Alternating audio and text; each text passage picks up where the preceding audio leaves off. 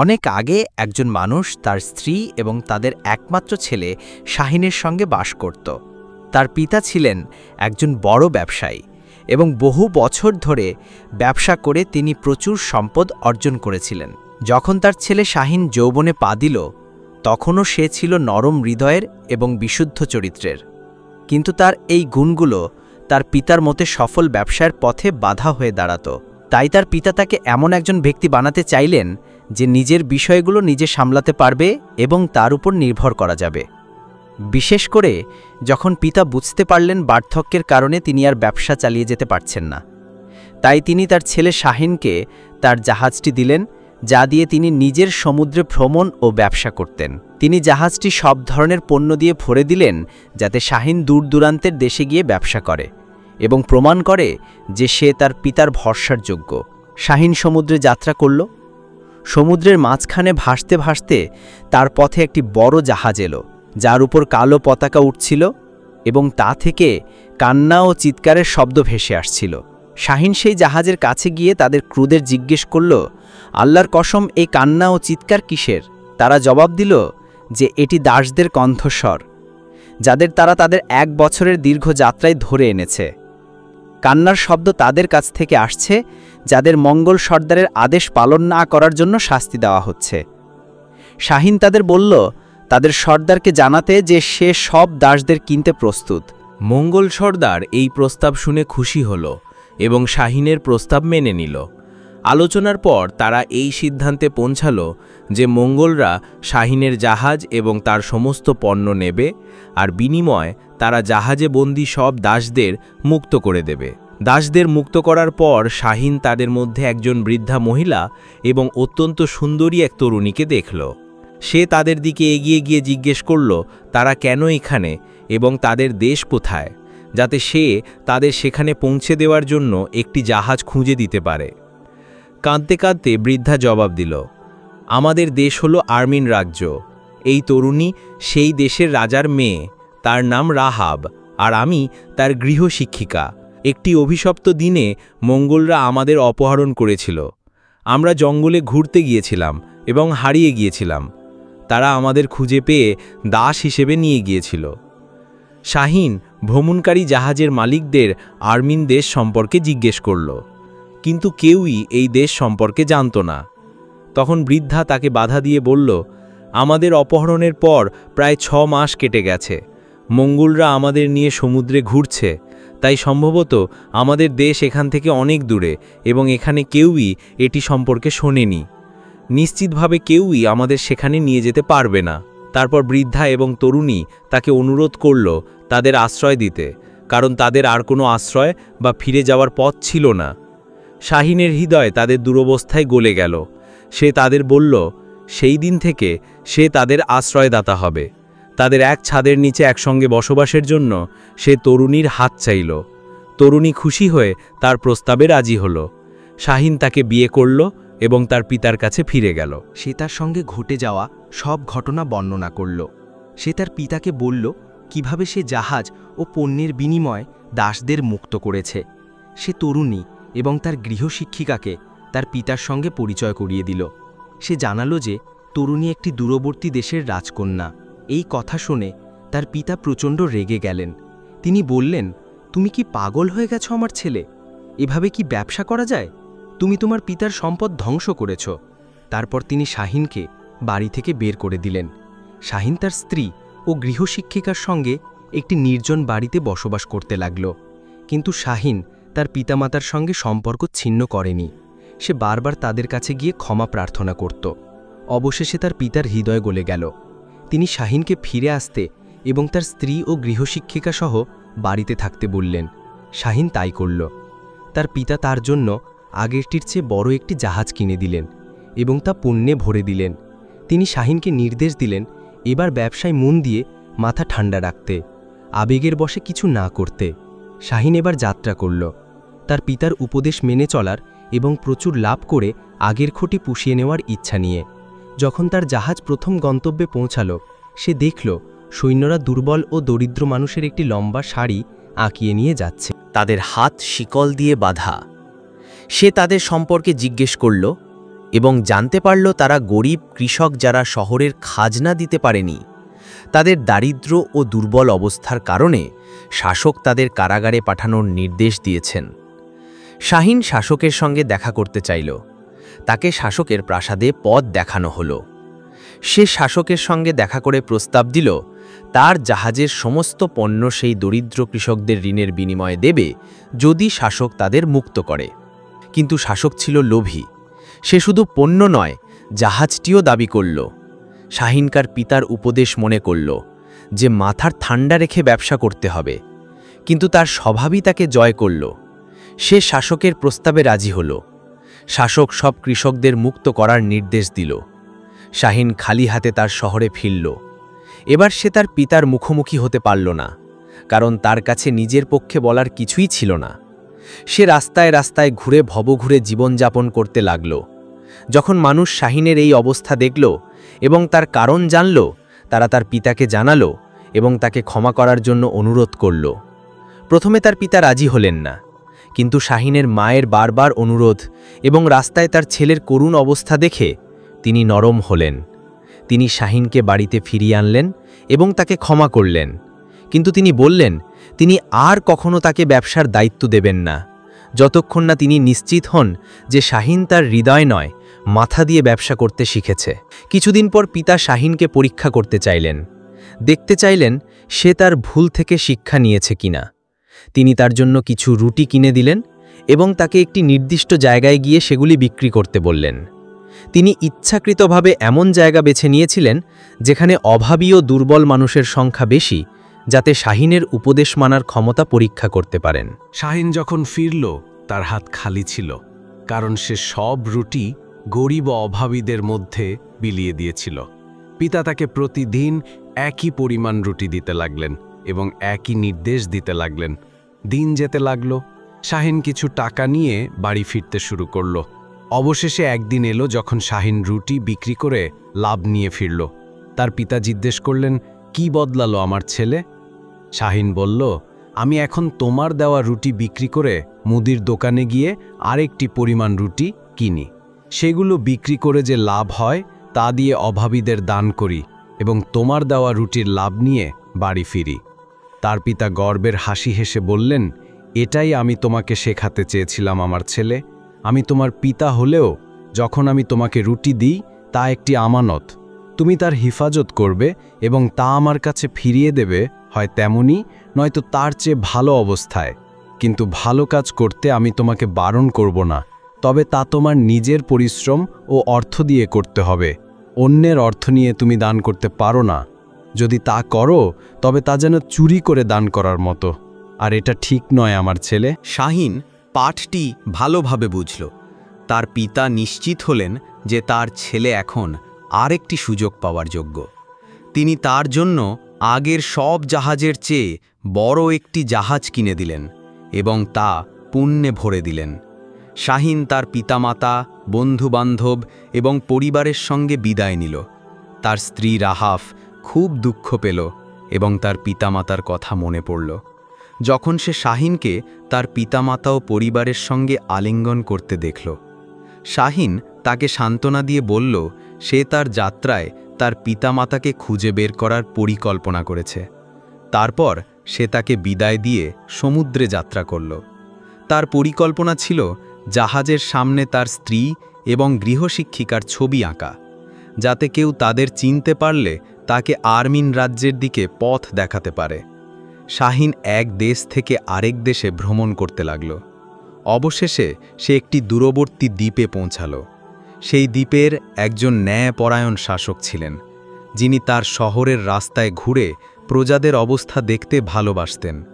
তার ঘোরাঘুরির সময় শাহিনের জাহাজ দ্বীপের বন্দরে ভিড়ল। জাহাজের উপর আঁকা তরুণীর ছবি শাসকের দৃষ্টি আকর্ষণ করল। তিনি নিশ্চিত ছিলেন যে তিনি এই মুখ আগে কোথাও দেখেছেন, কিন্তু কোথায় বা কখন তা মনে করতে পারলেন না। তিনি জাহাজের মালিকের সঙ্গে দেখা করতে চাইলেন। শাহিন তার সঙ্গে দেখা করতে এলো এবং তাকে অভিবাদন জানালো। শাসক ছবিটি সম্পর্কে জিজ্ঞেস করলেন। শাহিন তাকে আরমিন রাজ্য থেকে রাজকন্যার অপহরণের গল্প শোনাল, কিভাবে সে তাকে খুঁজে পেয়েছিল এবং কেন সে তার ছবি জাহাজে এঁকিয়েছিল। আর্মিন রাজ্যের নাম শুনে শাসক অবাক হলেন। তিনি বললেন, তুমি কি জানো কে আর্মিন রাজ্যের শাসক? সে আমার চাচাতো ভাই, আর তোমার স্ত্রী তার মেয়ে। শাহিন এই সুসংবাদ শুনে আনন্দিত হল। তিনি শাসককে আর্মিন রাজ্যের দিকে পথ দেখাতে বললেন। শাসক তার উপদেষ্টাকে শাহিনের সঙ্গে পাঠালেন পথ দেখানোর জন্য। তারা কয়েকদিন ধরে সমুদ্রে ভ্রমণ করল। অবশেষে তারা আর্মিন রাজ্যে পৌঁছাল। সেখানকার লোকেরা জাহাজের চারপাশে ভিড় করল, জানতে চাইল কেন রাজকন্যা ও তার গৃহশিক্ষিকার ছবি জাহাজে আঁকা। তারা দুজন অনেক আগে থেকে নিখোঁজ ছিল। সৈন্যরা এই দৃশ্য দেখে জাহাজের দিকে এগিয়ে গেল। তারা শাসকের চাচাতো ভাইয়ের উপদেশটাকে চিনতে পারল। তারা তাকে এবং তার সঙ্গীদের অভ্যর্থনা জানিয়ে রাজার প্রাসাদে নিয়ে গেল। রাজা যখন তার মেয়ে ও গৃহশিক্ষিকার অপহরণের কাহিনী শুনলেন, মঙ্গলদের হাতে তাদের দুর্দশার কথা জানলেন, তিনি খুব দুঃখ পেলেন। কিন্তু যখন তিনি জানলেন যে তার মেয়ে বেঁচে আছে এবং তার স্বামীর পরিবারের সঙ্গে সম্মানের সঙ্গে বসবাস করছে, তিনি, রানী এবং পুরো রাজদরবার অপার আনন্দে ভরে গেল। রাজা শাহিনকে স্বাগত জানালেন এবং তার সম্মানে একটি বড় উৎসবের আয়োজন করলেন। উৎসবের সময় রাজা তার প্রজাদের উদ্দেশ্যে বললেন, আল্লাহর রহমতে এবং এই যুবকের নরম হৃদয়ের কারণে আমার মেয়ে একটি মহাবিপদ থেকে মুক্তি পেয়েছে। সে সারা জীবন মঙ্গলদের কাছে দাসী হয়ে থাকতে পারত। তাই আমি সিদ্ধান্ত নিয়েছি সে এবং তার পরিবার এখানে আমাদের সঙ্গে প্রাসাদে সম্মানের সঙ্গে বসবাস করবে। আমি তাকে আমার উত্তরাধিকারী এবং আমার পরে রাজ্যের শাসক হিসেবে নিয়োগ করছি। আমি আমার প্রতিশ্রুতিতে অটল, আর তোমরা আমার এই কথার সাক্ষী। শাহিন যখন তার স্ত্রী ও পিতামাতাকে আনতে তার শহরে ফিরতে প্রস্তুত হল, রাজা তাকে তার ব্যবসায়িক জাহাজ রেখে যেতে বললেন।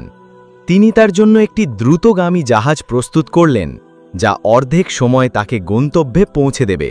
শাহিন ভাবল, যদি সে তার জাহাজ ছাড়া ফিরে, তার পিতা তার কথা বিশ্বাস করবে না এবং ভাববে যে সে আগের মতো জাহাজ নষ্ট করেছে। সে রাজাকে তার দুশ্চিন্তার কথা জানাল। রাজা পরামর্শ দিলেন তিনি তার মন্ত্রীকে শাহিনের সঙ্গে পাঠাবেন এবং রাজ্যের মোহরযুক্ত একটি চিঠি দেবেন, যাতে তার পিতা তার কথার সত্যতা বিশ্বাস করে। শাহিন রাজি হল এবং মন্ত্রীর সঙ্গে সমুদ্রে যাত্রা করল। যখন সে তার শহরে পৌঁছাল, তার পিতা তাকে স্বাগত জানালেন। কিন্তু বন্দরে রাখা জাহাজগুলোর মধ্যে শাহিন জাহাজ না দেখে তিনি ভাবলেন তার ছেলে আবারও জাহাজ নষ্ট করেছে। তিনি শাহিনের ওপর রেগে যেতে চাইছিলেন, কিন্তু মন্ত্রী হস্তক্ষেপ করে পুরো গল্প বললেন। তিনি তার পিতাকে জানালেন রাজার নির্দেশ যে তাদের সবাইকে প্রাসাদে গিয়ে বসবাস করতে হবে। তিনি আরও বললেন শাহিন এখন রাজ্যের উত্তরাধিকারী এবং ভবিষ্যতে রাজা হবে। তখন তার পিতার মুখে রাগের পরিবর্তে আনন্দ ও গর্বের হাসি ফুটে উঠল। তিনি শাহিনকে জড়িয়ে ধরলেন এবং সুসংবাদটি শাহিনের মা, তার স্ত্রী, রাজকন্যা এবং গৃহশিক্ষিকার কাছে পৌঁছে দিলেন। তাদের আনন্দের কোনো সীমা ছিল না। সবাই তাদের জিনিসপত্র গুছিয়ে রাজ্যের দিকে যাত্রা করল, যেখানে তারা রাজার প্রাসাদে একসঙ্গে বসবাস করবে। এক রাতে যখন তারা সমুদ্রে ভ্রমণ করছিল, রাজার মন্ত্রী শাহিনকে জাহাজের ডেকে ডেকে পাঠালো, যাতে তারা যাত্রার অগ্রগতি নিয়ে আলোচনা করতে পারে। শাহিন মন্ত্রীর ওপর পুরোপুরি ভরসা করত, কারণ তিনি রাজার পক্ষ থেকে নিযুক্ত ছিলেন। কিন্তু যখন মন্ত্রী শাহিনের সঙ্গে একা হল, সে অতর্কিতে শাহিনকে ধাক্কা দিয়ে সমুদ্রে ফেলে দিল। তারপর সে তার কেবিনে ফিরে গেল। শাহিনের বারবার চিৎকার সত্ত্বেও কেউ তা শুনতে পেল না। মন্ত্রীর উদ্দেশ্য ছিল শাহিনকে রাজ্যের শাসন থেকে দূরে রাখা। সে অনেক আগে থেকেই রাজকন্যার হাত চাওয়ার পরিকল্পনা করছিল, যাতে সে নিজে রাজ্যের শাসনভার গ্রহণ করতে পারে। তাই সে শাহিনকে সরিয়ে দেওয়ার সিদ্ধান্ত নিয়েছিল। কিন্তু সেই রাতে ভাগ্য শাহিনের পক্ষে ছিল। ঝড়ো সমুদ্রের ঢেউ তাকে কাছের একটি মরুদ্বীপের তীরে ভাসিয়ে নিয়ে গেল, কিন্তু সেটি ছিল একটি শুকনো অনুর্বর দ্বীপ। এদিকে জাহাজে থাকা অন্যরা পরের দিন সকালে আবিষ্কার করল যে শাহিন জাহাজ থেকে নিখোঁজ। তারা ভাবল সে রাতে সমুদ্রে পড়ে ডুবে গেছে। যখন তারা রাজ্যে পৌঁছালো এবং রাজা এই খবর জানলেন, তিনি খুব দুঃখ পেলেন। তার মেয়ের সঙ্গে পুনর্মিলনের আনন্দ অসম্পূর্ণ রয়ে গেল। পুরো রাজদরবার শাহিনের মৃত্যুতে শোকাহত হল। তবুও রাজা শাহিনের পিতামাতাকে স্বাগত জানালেন। তিনি তাদের হৃদয়ে সান্ত্বনা দেওয়ার চেষ্টা করলেন এবং তাদের জন্য প্রাসাদে একটি বিশেষ কক্ষের ব্যবস্থা করলেন। কিন্তু এতেও তাদের একমাত্র ছেলেকে হারানোর শোক কমল না। এদিকে শাহিন দ্বীপে প্রায় 1 মাস কাটিয়ে দিয়েছিল।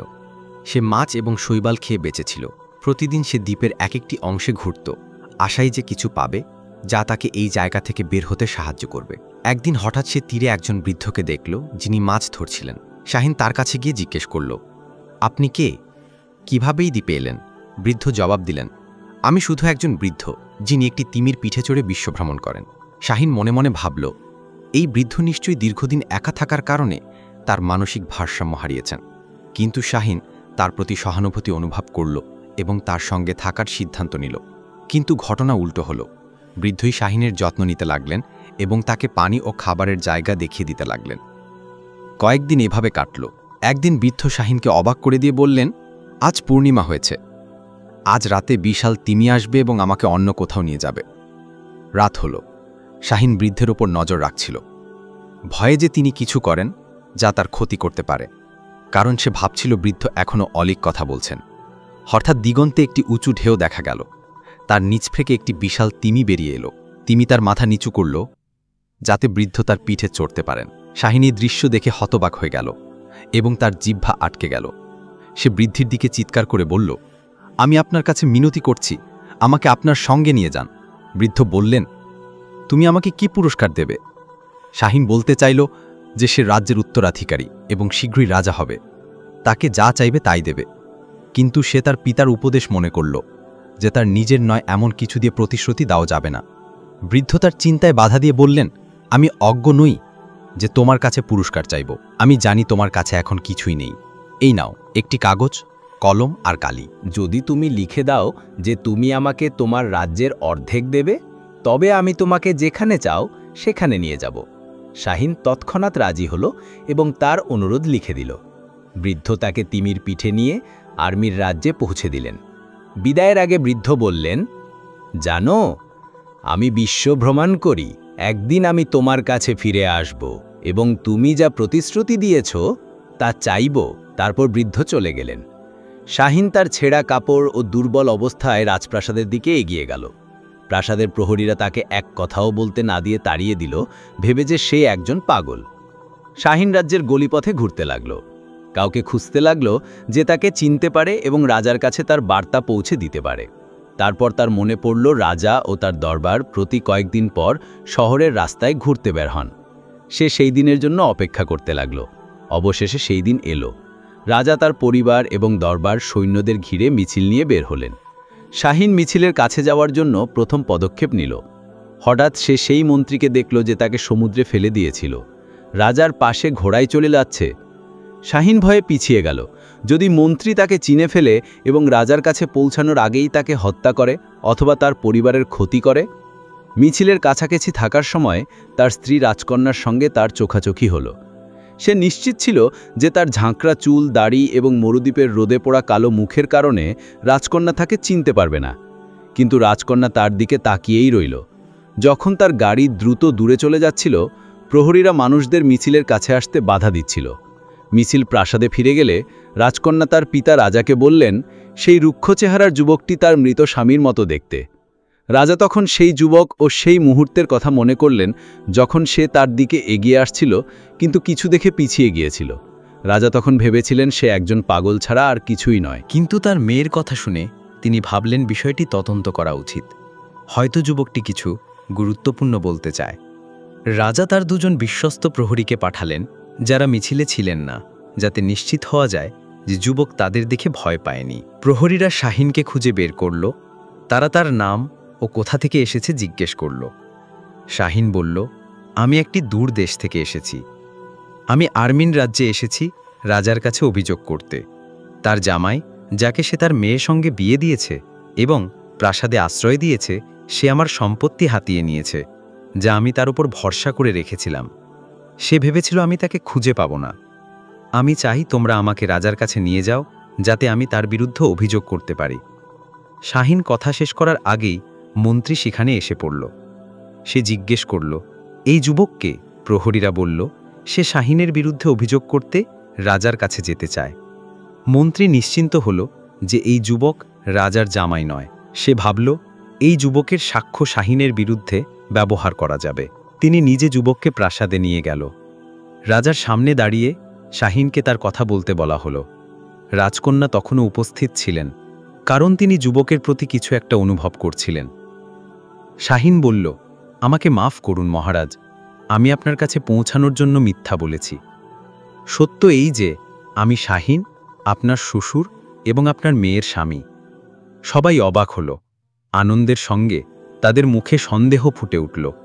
কিন্তু মন্ত্রীর মুখ ফ্যাকাশে বেলে গেল। তিনি চিৎকার করে বলে উঠল, একে মিথ্যা, এটা উপহাস। তিনি সৈন্যদের শাহিনকে ধরে নিয়ে যেতে আদেশ দিল। রাজা তাকে ধমকে চুপ করতে বললেন।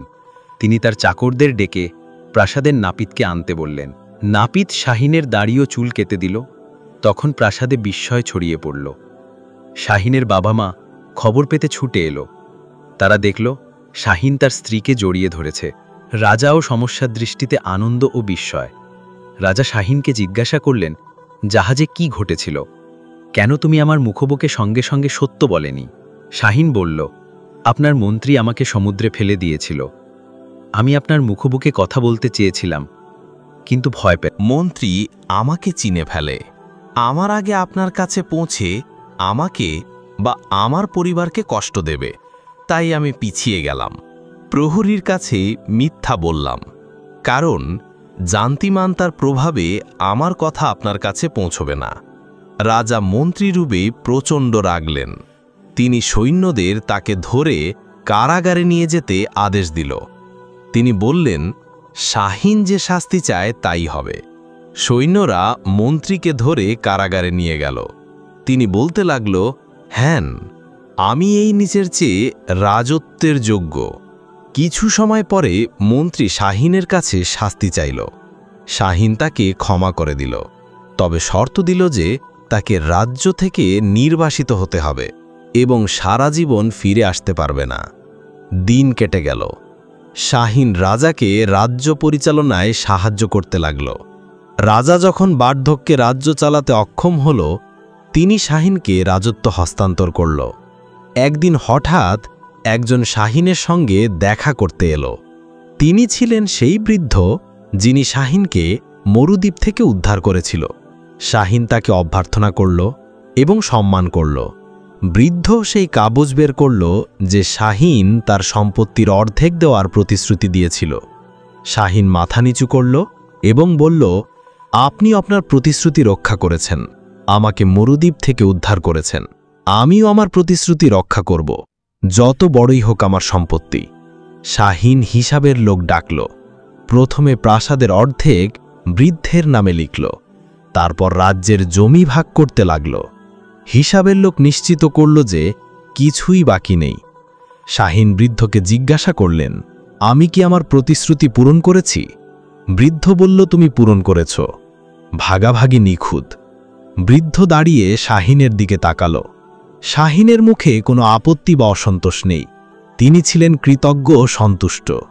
বৃদ্ধ হেসে বলল, আমি কোনো বৃদ্ধ নই, আমি একজন দূত। রাজা তোমাকে উদ্ধার করতে এবং তোমার মাধ্যমে কাজ করতে পাঠানো হয়েছিল। এই তোমার সম্পত্তি, আমি তা ফিরিয়ে দিলাম। তোমাকে আমার শুভেচ্ছা ও আন্তরিক প্রার্থনা। তোমার রাজত্ব দীর্ঘজীবী হোক। তারপর তিনি শাহিনের সামনে থেকে অদৃশ্য হয়ে গেল। শাহিন সেই মুহূর্ত থেকে প্রতিজ্ঞা করল, তিনি মুক্তাজদের প্রতি দয়াশীল ও সবার প্রতি উদার হবেন। তার রাজত্বকালে সবাই এইভাবে বাস ছিল। এখানেই আমাদের গল্প শেষ। আশা করি এই গল্পটি আপনাদের পছন্দ হয়েছে। আমাকে সমর্থন করুন চ্যানেলে সাবস্ক্রাইব করে ও ভিডিওতে লাইক দিয়ে। ইনশাআল্লাহ আপনাদের চ্যানেল রুহামা ভয়েসে আরেকটি গল্পে দেখা হবে।